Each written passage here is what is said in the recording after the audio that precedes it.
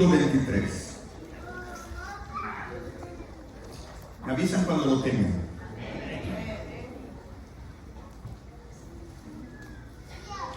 ¿Lo tienen? Pero antes, quiero pedir aquí a los músicos, dirigidos por Beltrago, por Deiner y la jefa, quisiera cantar con ustedes Yo todo dejé para andar en la luz. ¿Les parece bien? Tan triste y tan lejos de Dios me sentí. Siento el deseo de cantar. Tan triste y tan lejos de Dios me sentí, y sin el perdón de Jesús. Mas cuando su voz amorosa oí, que dijo: oh, ven a la luz. ¿Sí? ¿Se puede eso? ¿Se puede? Miren a ver si se puede. Yo no sé qué número, como yo soy viejo, militario viejo era el 222. 219. Los signos 219. 219. Ayúdame aquí. Yo lo que quiero que ustedes canten, que canten.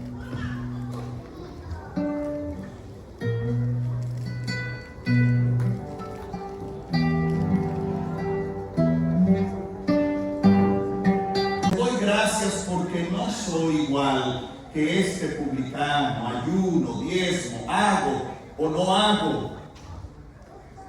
Y dice el texto que el publicano, no queriendo ni siquiera levantar la vista al cielo, dijo: sé propicio a mí, Señor, que soy un hombre pecador. Y el texto dice: este publicano salió del templo justificado. Hermanos, te digo a qué viniste al templo: a salir de aquí declarado justo ante Dios. Amén. No importa con qué pecado llegaste, el templo es el lugar para confesar el pecado. El templo es el lugar para pedir perdón y decirle: Señor, que tu gracia me alcance, porque yo quiero salir de aquí limpio, purificado, refinado por la sangre de Cristo. Yo no quiero que eso se te olvide. Viniste a la iglesia, eres parte del servicio litúrgico, estás cantando, has oído todo lo que está pasando, pero tú no puedes salir de aquí con tus pecados. Tienes que salir de aquí perdonado. Yo quiero darte la oportunidad. Yo quiero darte la oportunidad para que en este momento, ahí donde estás, inclines tus ojos, inclines tu cabeza y eleva tu corazón cerrando tus ojos. No tienes que hacer nada para mí. Habla con tu Dios secretamente. Dice la Biblia: el Dios que te ve en lo secreto, Él te bendecirá en público. Ahí donde estás, hay cosas que tú sabes que estás mal, hay cosas que has pecado, hay cosas que has desagradado a Dios. Hoy, esta semana, tú no has sido lo que Dios espera que tú seas. Dile al Señor: venid luego, dice Jehová, y estemos a cuenta. Si vuestros pecados fuesen como la grana, como la nieve, serán emblanquecidos. Si fueren rojos como el carmesí, vendrán a ser como blanca lana. Si confesamos nuestros pecados, Él es fiel y justo para perdonar todos nuestros pecados y limpiarnos de toda maldad. Confiesa tu pecado ahí a Dios. Dile: Señor, perdóname, perdóname. Hoy yo salgo de aquí salvo. Hoy yo salgo de aquí limpio. Hoy mi nombre está escrito en el libro de la vida. Mis pecados son borrados. Hijitos míos, hazlo mientras yo digo estos textos bíblicos. Cierra tus ojos y habla con Dios. Estas cosas os escribo para que yo no pequéis. Pero si alguno hubiere pecado, tenemos un abogado para con el Padre, Jesucristo, el cual es la propiciación por nuestros pecados, y no solo los nuestros, sino los de todo el mundo. Cierra tus ojos, habla con Dios, confiésale tu daño, confiésale tu dolor, confiésale tu culpa, confiésale tu falta, y aférrate por la fe a la promesa de un Salvador. Jesús te perdone. Es posible que tú no te perdones a ti mismo, pero Dios te perdona. Y cuando aceptas el perdón de Dios, eres declarado justo, santo, redimido por su sangre. Toma tu tiempo. Mientras tú tomas el tiempo, seguimos cantando: yo todo dejé para andar en la luz, no moro en las tinieblas, ya más encuentro la paz en seguir a Jesús y vivir, y vivo en la luz de su faz.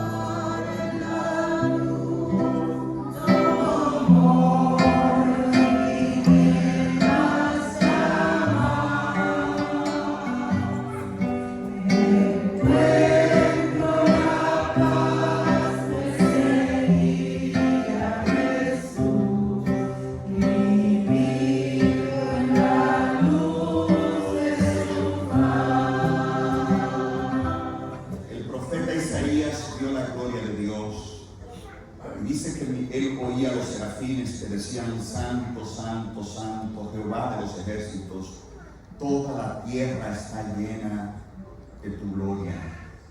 Y los quiciales de la casa se estremecieron por la voz del que hablaba, y dije: ay de mí que soy muerto, porque habitando en un pueblo de labios inmundos, y siendo yo mismo de labios inmundos, han visto mis ojos a Jehová, el Dios de los ejércitos. Y dice el texto: y voló hacia mí un serafín con un carbón encendido, y dijo: tus pecados han sido perdonados. Amén. Esto ha quitado tu pecado. Amén. Hermanos, tú eres el serafín que Dios está usando hoy. Tú eres el ángel que Dios está usando hoy para asegurarle a alguien que sus pecados son perdonados. Yo quiero pedir algo que es inusual. Yo solo lo voy a pedir a los que lo quieran hacer y a los que han sentido que Dios han confesado sus pecados ahora y que sienten que Dios los perdonó. Yo quiero que te muevas donde estás y te acerque a alguien y le digas: en el nombre de Cristo, tus pecados te son perdonados. Acércate a alguien y dile: Cristo ha perdonado tus pecados. Cristo ha perdonado tus pecados. Muévete de paciente. Dile: Cristo ha perdonado tus pecados. Cristo ha perdonado tus pecados.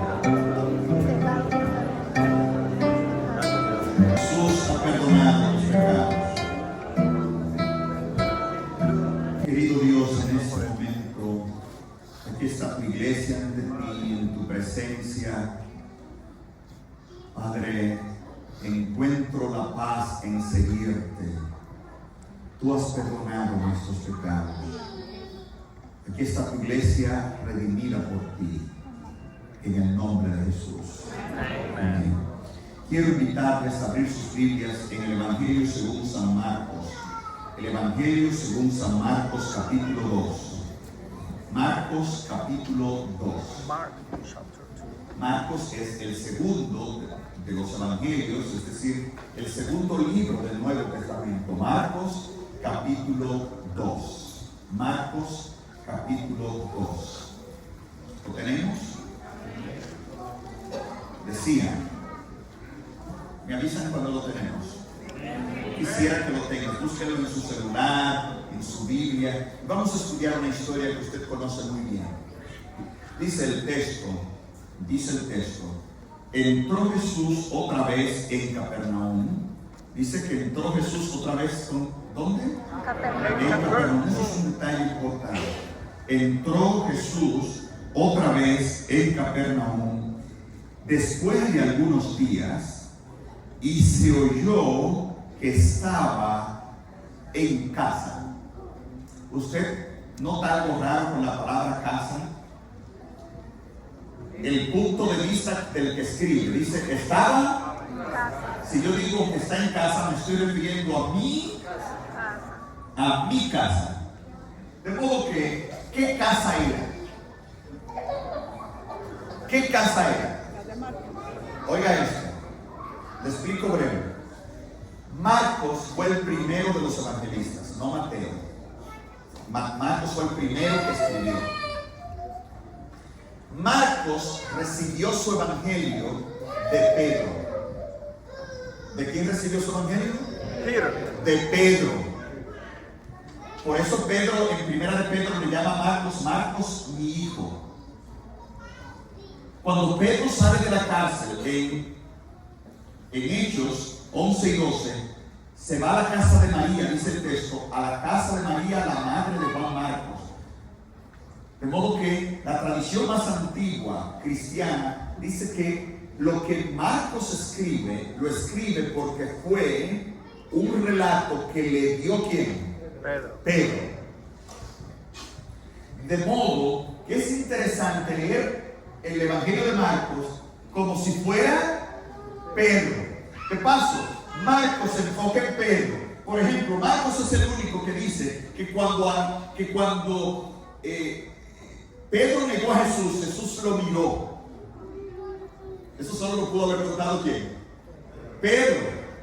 Y que cuando Jesús resucita de los muertos, le dice: díganle a mis discípulos que voy delante de ellos a Galilea, y díganselo también a quién. Eso lo cuenta Marcos, porque Marcos presenta el punto de vista de quién, de Pedro. De modo que cuando el texto dice: entró Jesús otra vez en Capernaum después de muchos días, y se oyó que estaba en casa, no es la casa de Marcos. ¿Por qué yo sé que no es la casa de Marcos? Porque yo sé que la casa de Marcos no estaba en Capernaum, sino en Hechos 12, la casa de María, de donde la mamá de Marcos estaba en Jerusalén, cerca del Monte de las Olivas, y nosotros creemos que es el mismo lugar donde se hizo la Santa Cena, el aposento alto, que estaba en Jerusalén. De modo que yo sé que no es la casa de Marcos, es la casa de Pedro. ¿La casa de quién? Pedro. Y ahora ustedes saben eso más que yo, ustedes son arqueólogos, especialistas todos, pero ustedes saben que la casa de Pedro todavía existe hoy, y que al lado del mar de Galilea, casi al frente del mar de Galilea, si usted cruza, usted va a encontrar lo único que la iglesia católica hizo ahí, una iglesia, y ahora para ver los muros dañaron el asunto, pero ahí están las ruinas de la casa de Pedro. ¿No es algo glorioso? De modo que ahí estaba Jesús, en la casa de Pedro. Eso es lo primero que quiero que noten. Esa casa era la casa de Pedro. Yo quiero que vayamos al capítulo 1 y veremos la secuencia de eventos. Capítulo 1, versículo 16. Marcos capítulo 1, verso 16, leemos: andando Jesús junto al mar de Galilea, vio a Simón y a quién más, Andrés su hermano, que echaban la red en el mar porque eran pescadores. Y les dijo Jesús: venid en pos de mí y os haré pescadores de hombre. Y ellos, dejando sus redes, ¿qué hicieron? Verso 18, le siguieron. Pasando de allí, un poco más adelante, vio a Jacobo, hijo de Zebedeo, y a Juan, hermanos. ¿Cuántos discípulos tiene Jesús? 4. También ellos en la barca que remendaban las redes, y luego los llamó, y dejando a su padre Zebedeo en la barca con los jornaleros, le siguieron. Verso 21. Entraron en Capernaum, y los días de reposo, entrando en la sinagoga, enseñaba. De paso, ¿saben ustedes que precisamente aquí, si usted va a Capernaum hoy, Cafarnaum, usted va a encontrar la casa de Pedro aquí, y en la parte detrás de la casa de Pedro, una sinagoga? Todavía existe los restos de la sinagoga. Ustedes conocen eso, pero de modo que Jesús está en la sinagoga. Yo quiero que nos imaginemos el episodio. Y se admiraban de su doctrina, porque les enseñaba como quien tiene autoridad y no como los escribas. Ahí Jesús reprende el demonio en esa sinagoga. Verso 29, dice el verso 29: al salir de la sinagoga, vinieron a casa de Simón y Andrés con Jacobo y Juan. ¿Cuántos son? 4. Y ese, ¿usted cree que fue lejos? No. Si usted llega hoy, aunque esa sinagoga, la que tenemos hoy, es de tiempo posterior, pero sabemos que fue hecha sobre las ruinas de una sinagoga anterior, que era la del tiempo de Jesús. De modo que usted sale de la sinagoga da hacia el mar, La sinagoga da hacia el mar. Si usted sale de las sinagogas, hoy es difícil salir de frente, pero si usted sale por un lado, camina y mismo está la casa de Pedro. De modo que Jesús sale de sinagoga en Capernaum y entra ¿a dónde? A la casa de Pedro. En la sinagoga, él echa fuera un demonio. Y en la casa de Pedro encontró otro, verso 30. Y la suegra, no. Ustedes no lo captaron, déjenlo así, tranquilo.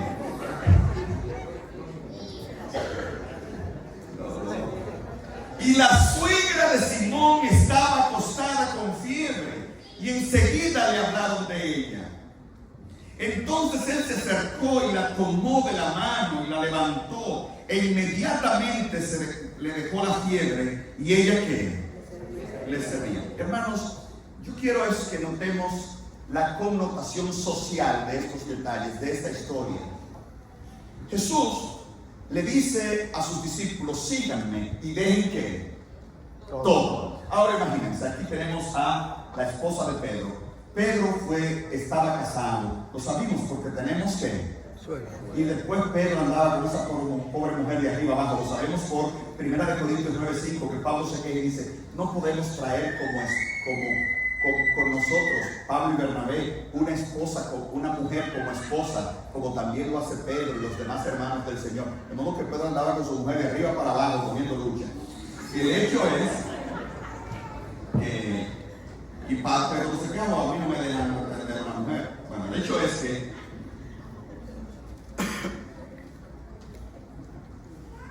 ¿ustedes se imaginan una suegra en la casa? Yo no puedo decir lo que es una suegra en mi casa porque Estela está en Colombia y puede estar viendo este sermón con la suegra.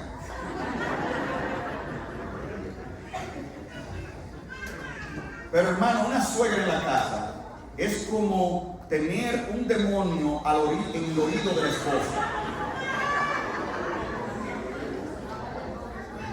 Imagínense Pedro: hoy encontré a Jesús, dejé el red y la barca y seguiré a Jesús. ¿Usted cree que la suegra se traga eso?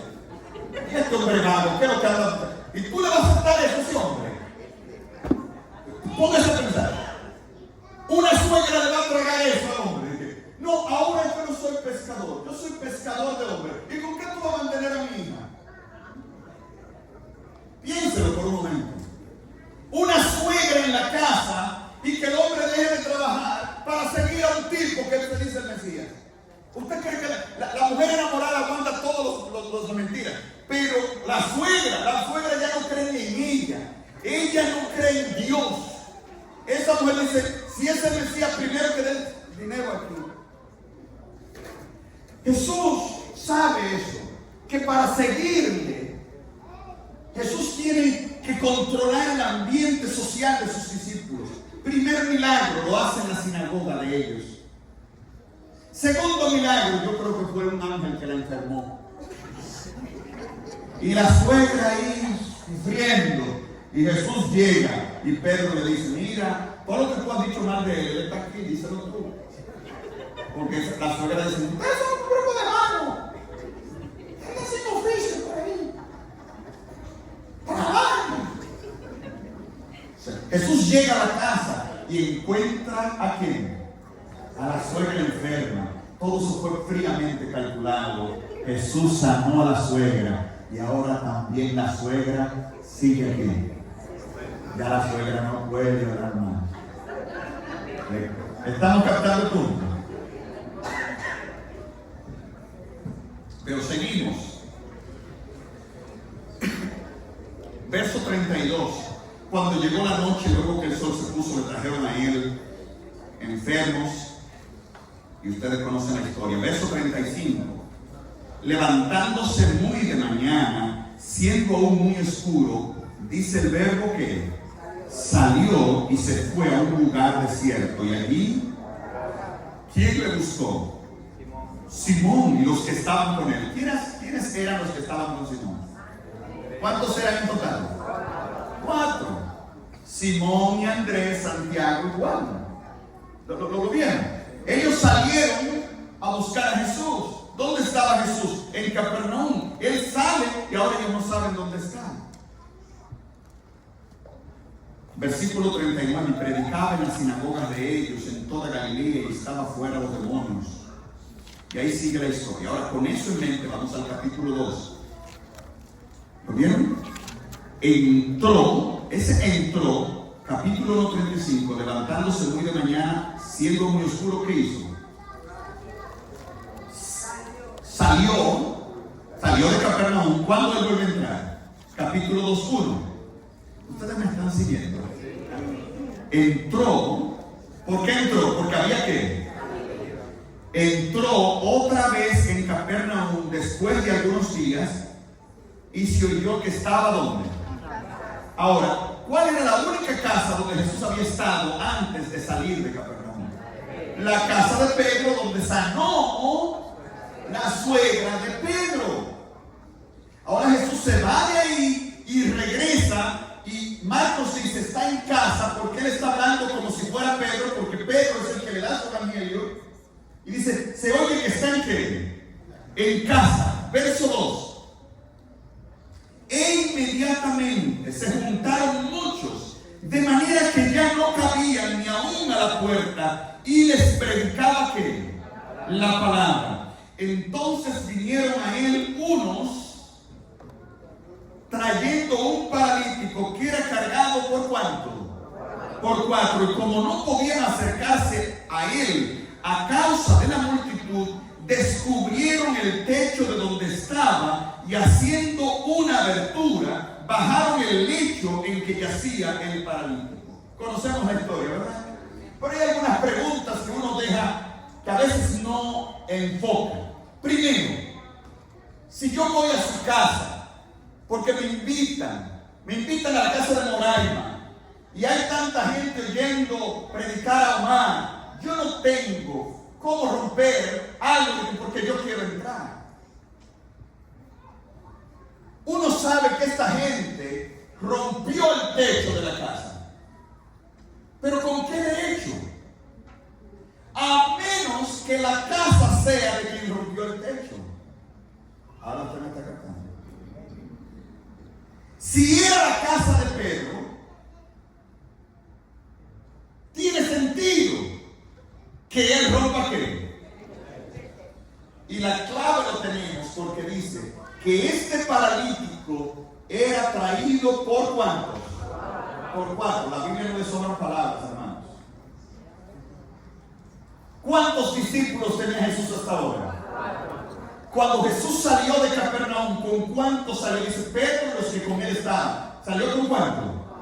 Jesús entra solo a Capernaum. Entra a la casa de Pedro. La gente oye que está en la casa. Comienzan a llegar. La casa estaba abarrotada, llena de personas. Y los 4 discípulos, mientras Jesús está en su casa, salieron a buscar a un enfermo.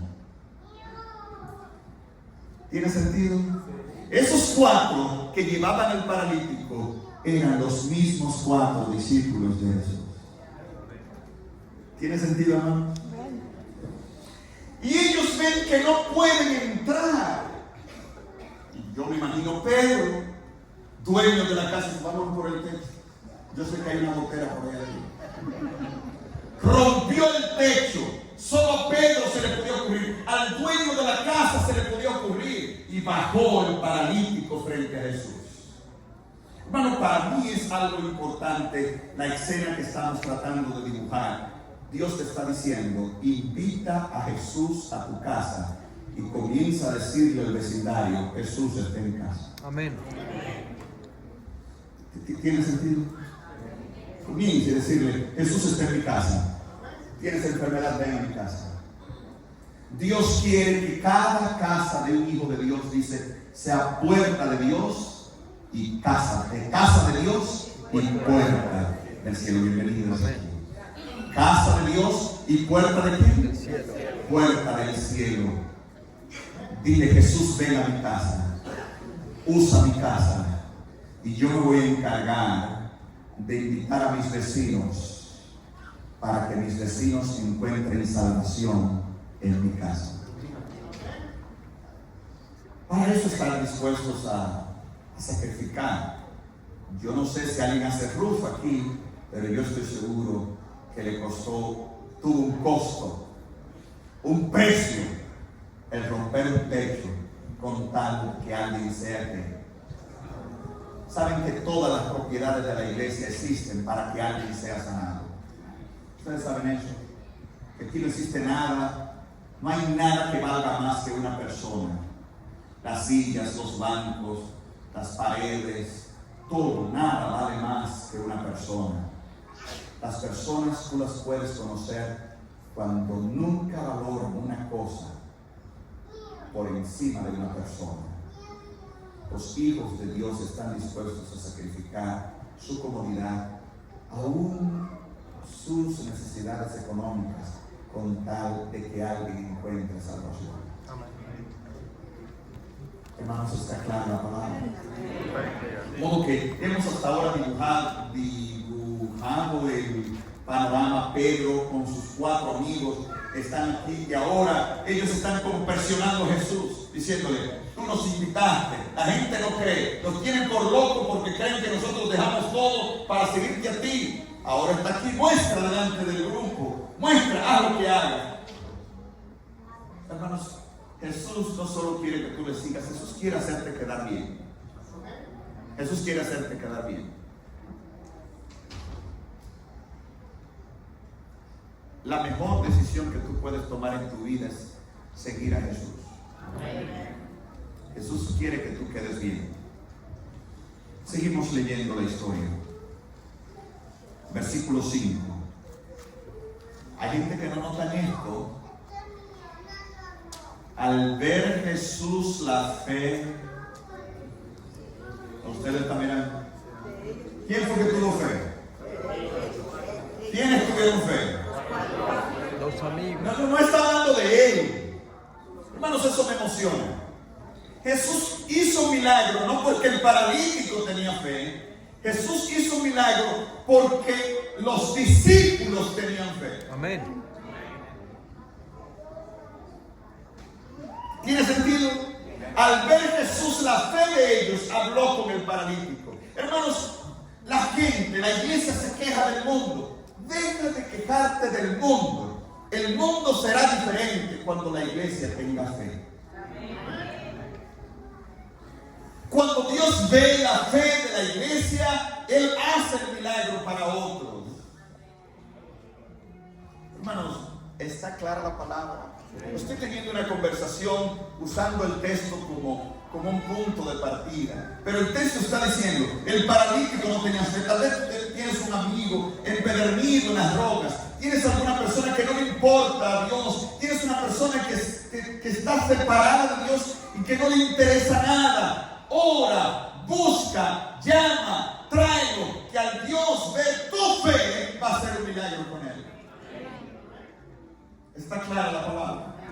Deja de quejarte de lo malo que es otro. Mientras peor es tu compañero, tu compañera, acércate más a Jesús, porque Dios al ver tu fe va a hacer algo extra con esa persona que tú amas.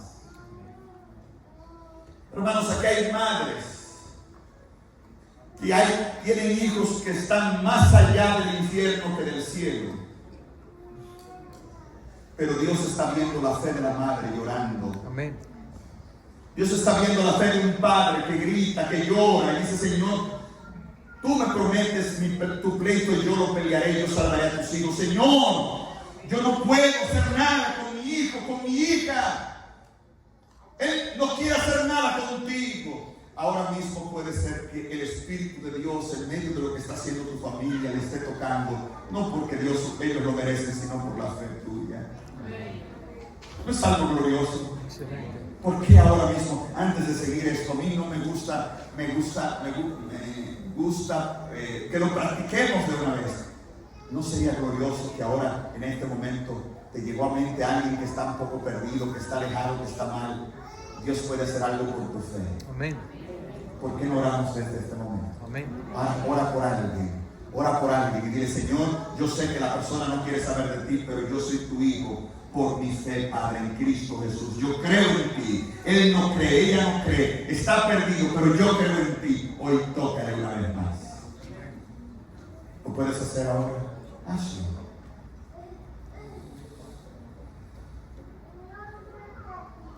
Mientras tú oras, yo canto. ¿Quieres ser salvo de toda maldad? Tan solo hay poder en Jesús. ¿Quieres ser salvo de toda maldad? Tan solo hay poder en Jesús. Piensa en esa persona que se ha ido, ese hijo, ese amigo, ese esposo, esa esposa, esa persona que se siente duro. Cárgalo. No porque él merece, sino llévalo a Jesús en tus oraciones. Y al ver Jesús la fe de ellos, dice el texto, al ver Jesús la fe de ellos, ¿están leyendo conmigo? Dijo al paralítico, verso 5, tus pecados te son perdonados. Amén. Hermano, yo no sé si tú entiendes el poder del perdón. Hoy el mundo no necesita perdón porque se cree no pecador. Justificamos nuestras acciones. Pero quiero que sepas que aunque tú no creas que es pecado, tu falta te hace meritorio del castigo eterno. Dice el libro de Proverbios, mientras callé, envejecieron mis huesos en mi gemir por el día. Salmo 40. Sí, Señor. Mientras callé, envejecieron mis huesos en mi gemir todo el día. Mientras callas tu pecado, mientras no te abres con Dios, estás consumiendo. El pecado es como un gusano que come, como un cáncer que te pudre por dentro. Y un día muere sin saber cómo, cuándo y tan rápido. Por eso Jesús te dice, tus pecados te son perdonados. Tú viniste a Jesús para que te sane la pierna y Jesús dice, tus pecados te son perdonados. Hay personas que van a Jesús y dicen, Señor, yo necesito que me consigas el dinero de este mes. El Señor le dice, tus pecados te son perdonados. Hay personas que van a Jesús y le dicen, Señor, yo necesito que me sanes. El Señor le dice, tus pecados te son perdonados. Y luego dicen, el Señor no respondió a mi oración. El Señor no te dio lo que tú pedías, pero el Señor te dio lo que tú necesitabas. Tus pecados te son perdonados.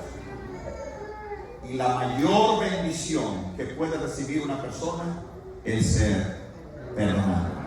Salmo 32 dice, bienaventurado el hombre aquel cuyos pecados son perdonados y cubiertos sus pecados, cuyas transgresiones son perdonadas y cubiertos sus pecados. Bienaventurado el hombre a quien Dios no imputa iniquidad.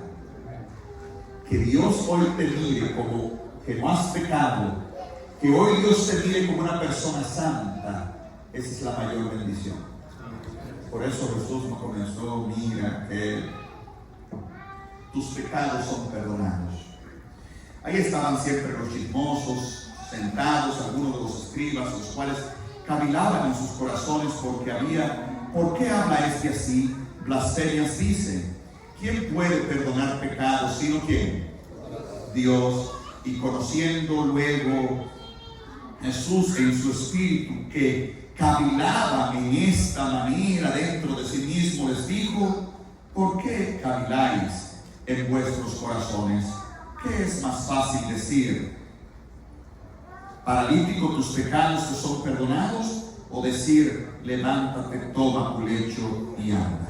¿Qué es más fácil? Levántate. Tus pecados te son perdonados. ¿Qué es más fácil decir? Tus pecados te son perdonados. Hermanos, aquí hay una paradoja. Es más fácil decir, por ejemplo, aquí hay un cojo, Emilio, y yo digo, Emilio, tus pecados te son perdonados. Es fácil decirlo, porque eso no puede ser verificable. Palabras. Ahora, si Emilio es cojo, y yo digo, Emilio, levántate y anda,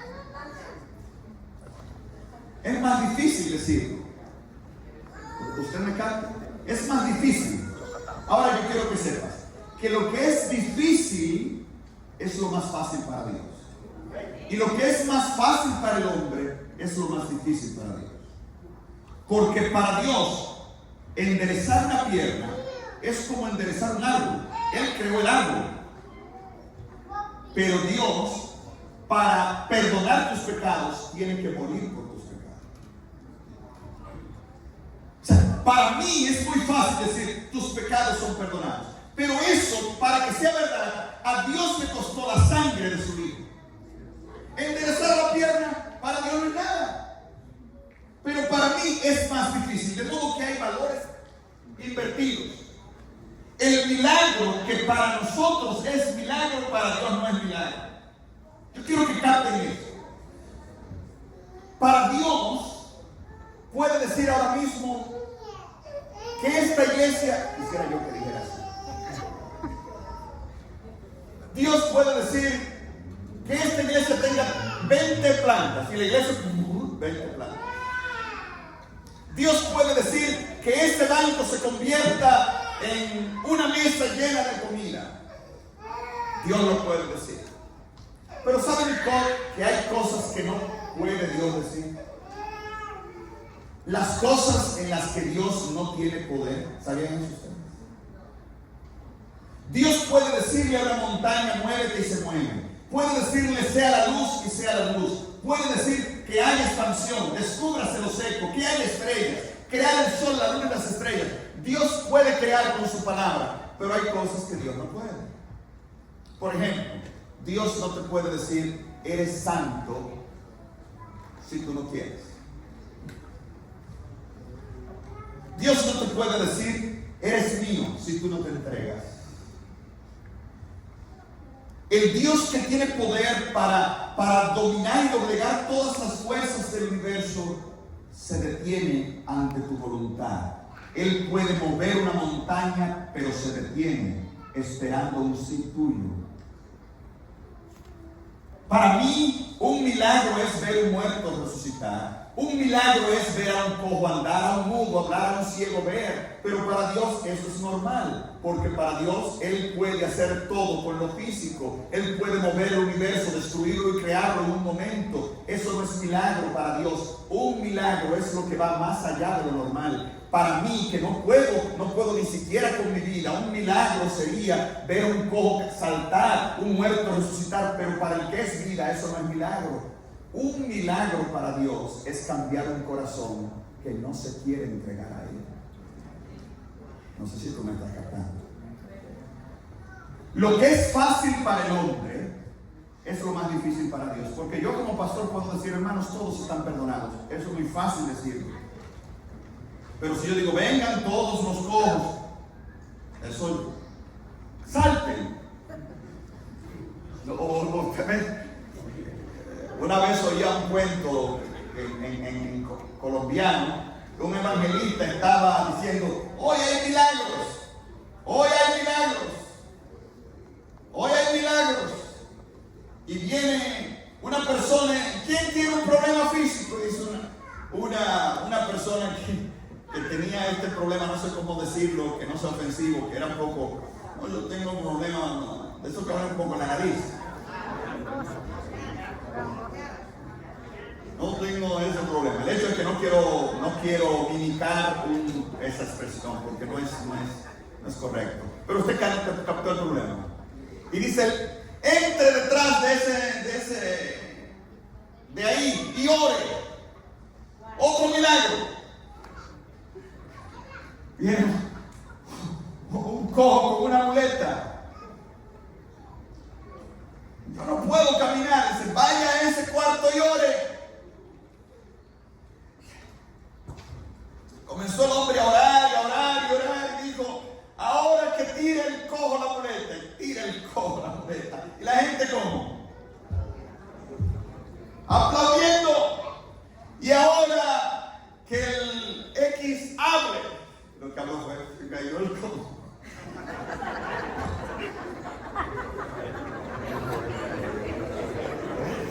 Usted no lo captó, no lo captó.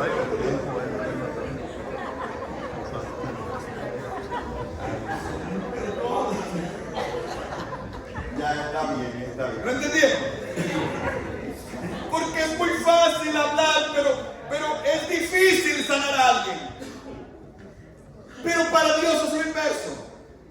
Si quieren le doy un minuto más. Para Dios es lo inverso. Porque para Dios sanar tu cáncer es nada. Para Dios curarte es nada. Él puede bregar con células, Él puede bregar con tejidos, Él puede mover cosas, pero Dios no puede mover un corazón que le dice no. De modo que lo que para mí es un milagro, para Dios es natural, y lo que para mí es natural, para Dios es un milagro. El único milagro que Dios quiere hacer en la vida, cuando en el cielo Dios dice, un cojo habló, los ángeles dicen, ay, estoy cansado de ver. Pero cuando los ángeles ven una persona podrida, pecaminosa, dañada, y la ven restaurada, perdonada en Cristo, están viendo un milagro. Y ese es el milagro que Dios quiere hacer contigo. Por eso, no le digo al paralítico, levántate y anda, le digo, tus pecados son perdonados. Estaba dando la oportunidad de ser transformado por dentro. Si quieres que yo viva en tu vida, yo no te puedo salvar si tú no quieres, pero si aceptas, tus pecados son perdonados. Y la sanidad física es la prueba, dice, para que sepáis que el Hijo del Hombre tiene poder en la tierra para perdonar pecados. Entonces levántate y anda.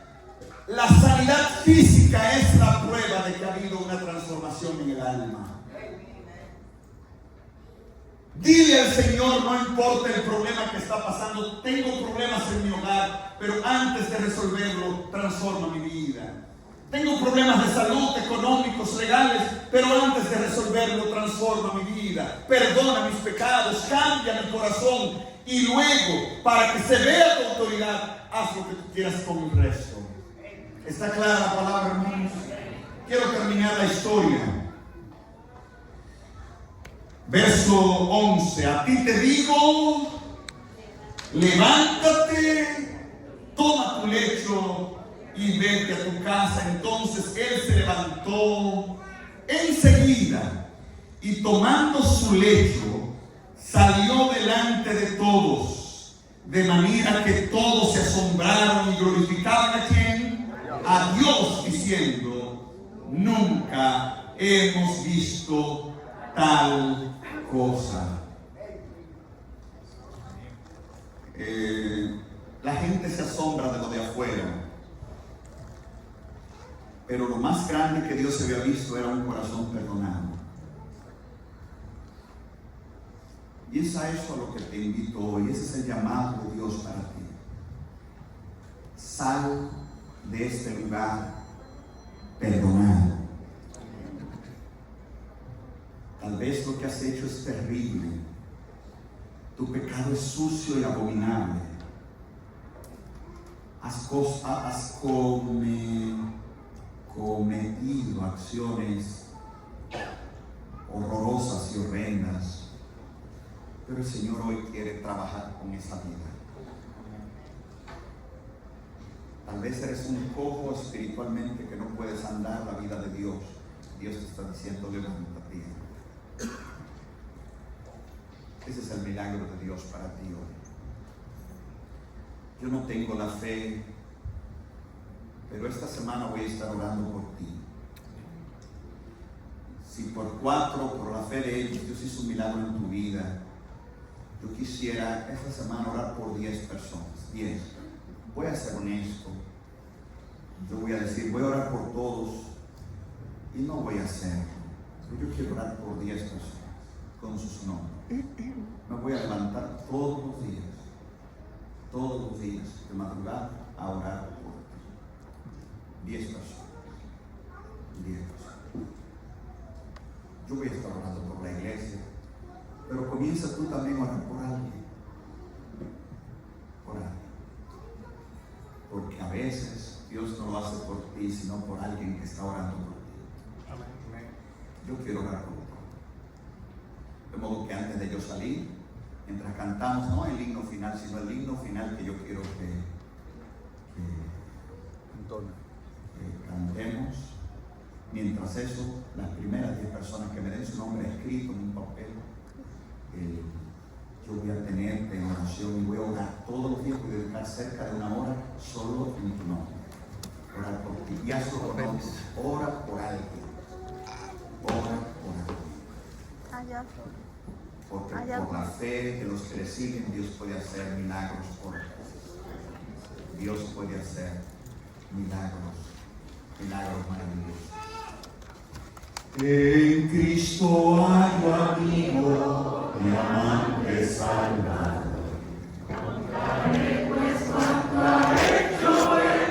Hermanos, ¿hay gozo o no? Amén. Hermanos, 2 cositas. Yo creo que nos pasamos de 10 papelitos, ¿verdad? Yo voy a durar 2 semanas. Yo no predicaré este sábado, voy a predicar en Emmaus. Miren qué vamos a hacer. La prueba de que yo voy a estar orando por ustedes es que según yo ore por cada papel, yo voy a escribir detrás del papel lo que sienta que es el mensaje de Dios para usted. Cuando usted quiera, usted me pide el papelito para atrás. ¿Está bien? En 15 días. ¿Está bien? Voy a estar orando y pensando en usted, y el Señor es grande, porque el Señor quiere responder tu oración. ¿Está bien? Lo segundo, gracias, que Dios te me guarde grandemente. Hermano, pero esto que yo estoy haciendo usted lo puede hacer. Recuerden, ore por otros, y por la fe suya el Señor puede hacer milagros. Ahora quiero tener una oración especial. Yo necesito total silencio porque es algo especial. Nuestra querida hermana Marta Martínez Hidalgo nos ha dado el permiso para comunicarlo públicamente. Está pasando por un proceso de cáncer. Todos sabemos quién es nuestra querida Marta. Y es difícil. Tenemos hermanos y Arelis que han estado ahí, otros que han estado ahí pendientes. Ella no solo quiere que oremos por ella, sino que como iglesia la tengamos en sus oraciones. No visitas. ¿Estamos bien? No visitas. Ella nos pidió que lo hiciéramos. Yo nunca daría información privada de alguien si la persona no me lo pide. ¿Estamos bien? Ella nos pidió que compartiéramos esta información y eso está pasando desde ya hace un buen tiempo. Ustedes no lo han visto en la iglesia. No visitas, por favor. Envíele un texto bonito. No siempre una persona que está pasando por quimioterapia está con deseo de hablar. Yo he estado enfermo y a veces me canso de contar la misma historia y otro viene y le cuento la historia. Usted no necesita saber la historia la sabe el médico divino. Pero mándele un texto diciéndole estoy orando por ti y no mienta, esté orando por él. ¿Estamos bien? Yo quisiera que la cámara